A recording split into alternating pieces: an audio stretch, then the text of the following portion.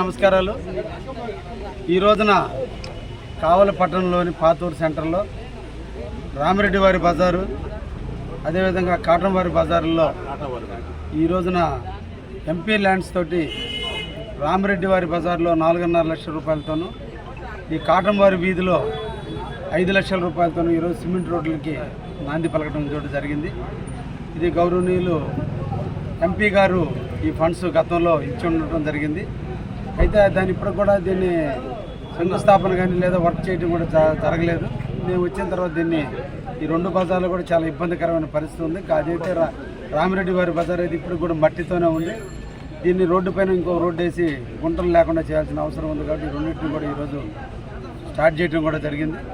కావలి నియోజకవర్గంలో ముఖ్యంగా కావలి పట్టణం ఇప్పటికే అభివృద్ధికి స్టార్ట్ అయినటువంటి విషయాన్ని మీరు అందరూ కూడా గుర్తిస్తున్నారు. ముఖ్యంగా ఇప్పటికే 10 కోట్ల రూపాయలతో కావలిలో వివిధ అభివృద్ధి కార్యక్రమాలకి ఆల్రెడీ డిపిఆర్లు తయారు చేసి ప్రభుత్వానికి నివేదికలు ఇవ్వడం కూడా జరిగింది. తొందరలోనే ఆ వర్కులు కూడా వస్తాయి. అదేవిధంగా డ్రింకింగ్ వాటర్కి ఈ రోజున అమృత పథకం కింద 62 కోట్ల రూపాయలతో తొందరలోనే పూర్తయి ముఖ్యమంత్రి చేతుల మీదుగా ప్రారంభించడం చేయాలనే ఆలోచనతో ఈరోజు మేము ప్రయత్నం చేస్తున్నాం. అది జరిగి తొందరలోనే కావలిలో ప్రజలందరూ కూడా నీటి సౌకర్యం ఇబ్బంది లేకుండా ఉండేటువంటి పరిస్థితి కూడా ఉండబోతుందని కూడా ఈ సందర్భంగా తెలియజేస్తున్నా.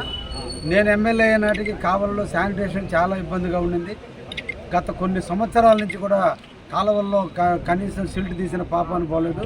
రోడ్డు మీదకే నీళ్ళన్నీ వచ్చి రోడ్లన్నీ బురదమయ్యేటువంటి పరిస్థితి ఉంది. ఈ రోజున కావాలన్నింటినీ కూడా శానిటేషన్ చేసేటువంటి కార్యక్రమంలో 73 లక్షల రూపాయల నిధులు మంజూరు చేసి ప్రతి వార్డులను చిల్ల చెట్లు కానించి అంతా గడ్డి ఏమీ లేకుండా చేసి రోడ్లు విశాలంగా చేసే కార్యక్రమాన్ని కూడా స్వీకారం చేయడం కూడా జరిగింది.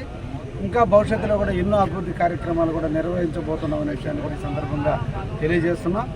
కావలి ట్రంక్ రోడ్డు విస్తరణ కార్యక్రమం కూడా ప్రారంభం కాబోతుంది. ఆల్రెడీ మన్యంకు గోపాలకృష్ణ కళ్యాణ మండపం దగ్గర నుంచి మద్దూరుపాడు వరకు కూడా 4 లైన్స్ కూడా ఆల్రెడీ వర్క్ బిగిన్ అయింది. మిగతాది కూడా బృందావన కాలనీ నుంచి ముస్లిం వరకు కూడా తొందరలోనే దాన్ని కూడా పూర్తి చేస్తామని కూడా ఈ సందర్భంగా తెలియజేస్తూ, ముఖ్యంగా రేపు సెప్టెంబర్ 1వ తేదీన తుమ్మలపెంట రోడ్డుని శంకుస్థాపన చేస్తున్నాం. అదే రోజున దాని వర్క్ను కూడా ప్రారంభించడం జరుగుతుంది. అన్నీ జనవరి 1వ నాటికి పూర్తి అయ్యేటట్టు కూడా చేస్తామని కూడా ఈ సందర్భంగా తెలియజేస్తున్నాం. అన్ని పనులు రాష్ట్రంలో చంద్రబాబు ముఖ్యమంత్రి అయిన తర్వాత ఈ ప్రాంతంలో అభివృద్ధికి నోచుకుంటుందని కూడా ఆశిస్తూ